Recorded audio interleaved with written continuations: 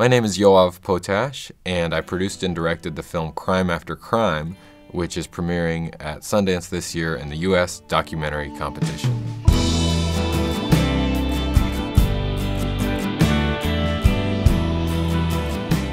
Crime After Crime is about the legal battle to free Deborah Piegler. I heard about Deborah's case from Joshua Safran, who's one of Deborah's attorneys and happens to be a friend of mine. And I committed not to making a film, but to meeting Deborah and going into the prison with a camera, seeing what happened. I walked in to the prison with that attitude that day. I walked out knowing I was making a film, seeing, years of my life ahead of me. I thought it was only going to be 1 year.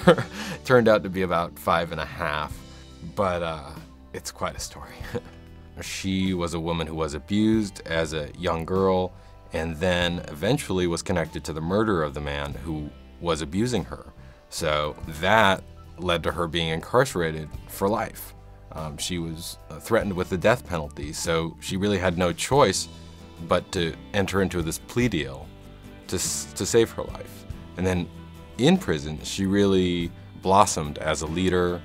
She led the gospel choir. She taught illiterate inmates to read and write. She earned as much college education as was possible while behind bars, and also hoped that someday she would be free again. She would reunite with her family. And then that hope really came alive when Joshua and Nadia, who were both attorneys, volunteered to take her case and fight to try to get her out. I think one of the most important aspects about this film is that Deborah Piegler's story is not totally unique. Even though it seems unique as we watch the film and experience it, over 80% of the women who are in prison today are victims of domestic violence. Their stories need to be heard, and we as a society need to take steps both legislatively and in our courts to bring better opportunities for justice and safety to all victims of domestic violence. California is the only state that has a law that allows women like Deborah to petition the courts for their freedom because they were survivors of domestic violence, but they didn't have a chance to present that evidence to the court at the time when they were convicted.